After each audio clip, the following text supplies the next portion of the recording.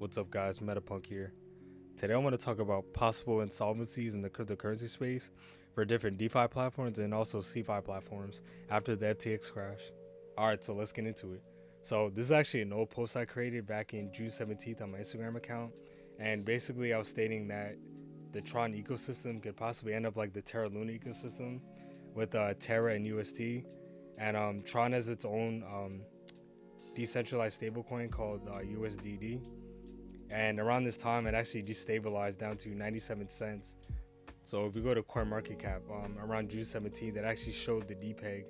So I made the post on the 17th, so the price was around here, around 97 cents, and then it continued to go down to around 95 to 94 cents. And then if you go back to the post, so in the next slide, it states that the Tron DAO actually withdrew up to 3 billion TRX tokens out of the CeFi exchange and the DeFi lending platform.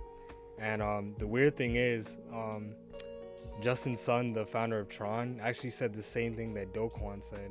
So before the Terra Luna crash, Do Kwon stated he's deploying more capital, so steady lads. And then June 14th, he said the same exact thing to repeg the USDD stablecoin. And another sketchy thing about this is that the Tron DAO offers up to 52% yield when you stake the assets on there, which is very sketchy because Terra Luna did the same thing, but it was around 20% before the crash.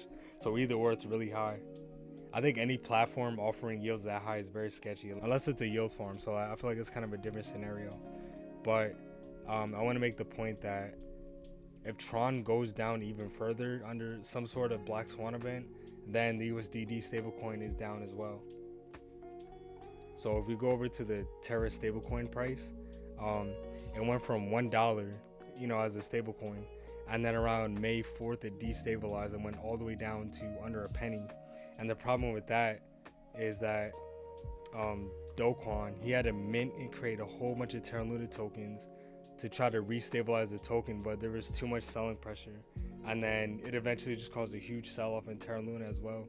So they both went under 1 cent just because of the stablecoin.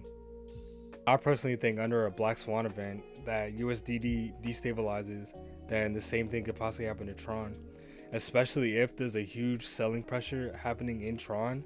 Then it's definitely going to 100% have the same fate. So if we go to the FTX price chart, it started to crash around November 7th, and then it continued to go down. And around this time, we go to the Tether price, it started to destabilize as well. And around that time, as a solution, the Tron DAO purchased up to 1 billion USDT to help safeguard the market. So Tron plays a big role in adding liquidity to all these exchanges. But the main problem I have with that is, under a big Black Swan event, what if Tron goes down in value and then there's no other safeguard event? So I have a theory, and this may not 100% happen, this is me speculating, but Binance has a lot of assets under USDT under the Tron network. So if something were to happen, just like the FTX crash, where Binance calls out Tron because they notice something sketchy happening within the ecosystem, then a huge dump can happen, because the USDT is the second largest holding on the Binance stablecoin. So if there were to be a large sell-off under USDT, then a lot of people will flood to the Binance stablecoin as a better alternative. I'm not saying it's gonna 100% happen, but with the evidence that showed beforehand, I think there is a lot of sketchy stuff going on in the Tron ecosystem. So I can see that being a catalyst happening. But on top of what's going on with Tron, you also have centralized exchanges such as Kraken that's freezing accounts after the FTX crash. You have a big asset manager like Grayscale that does not want to show their proof of reserves, which is sketchy to me, because you want to bring full transparency to what assets you have and how you're managing it. So the fact that they're hiding it, then I think something may happen with Grayscale as well. And there's just also more exchanges that have more exposure to the FTX crash, such as Genesis, Wintermute, Multicoin, and many more. So while all these exchanges may go down, whether it's centralized or decentralized, you're going to see a lot more proof of reserves. And the main thing with this, it shows full transparency of what assets are under management under that exchange, and then it's fully audited, so we know how business is being conducted within that exchange. So meanwhile, having all these possible catalysts, you have something like Kevin O'Leary, who's actually a big advocate of cryptocurrency regulations. And after the FTX crash, he wanted regulations immediately. So with all these possible bad catalysts happening for the holders, I think it's really important to have your assets under a cold wallet or a hardware wallet such as Ledger or Decent, because you never know what's going to happen nowadays. The off chance your exchange doesn't have the liquidity to stay up or it gets regulated, then you're going to lose all your money.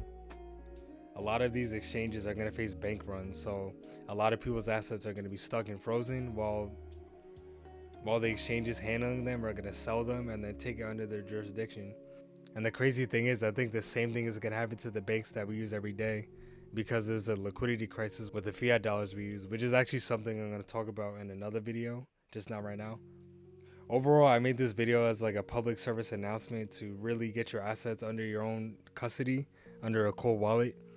And I did not want to bash certain ecosystems like Tron or different centralized exchanges. I just think the main thing is really assessing your risk and doing your own due diligence on how you want to manage your assets, because no matter what exchange you use, anything can happen, whether it's decentralized or centralized.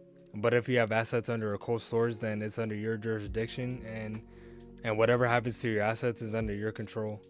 So I just want to say that I'm not affiliated with any cold wallet service. I just still think it's important to be aware of cold wallets. So this article is the top 5 cold wallets as of November 2022. And then you have different ones like Ledger, Trezor, EliPal, and one of my personal favorites is Decent. So you have a bunch of different options, and if you don't have any, or if you've never heard of a hardware wallet, I highly recommend you do more research on it, because I think it's so important to have your own custody of your cryptocurrency assets, especially during this time in the bear market. Alright, so that's the end of the video. Thank you so much if you made it this far. I really appreciate it. So if you can't tell already, I finally got a new mic, so I hope the sound quality sounds good for you guys. The funny thing is, I actually connected the mic to my computer, but I forgot to actually authorize it, so I did a whole recording without actually having the sound audio on.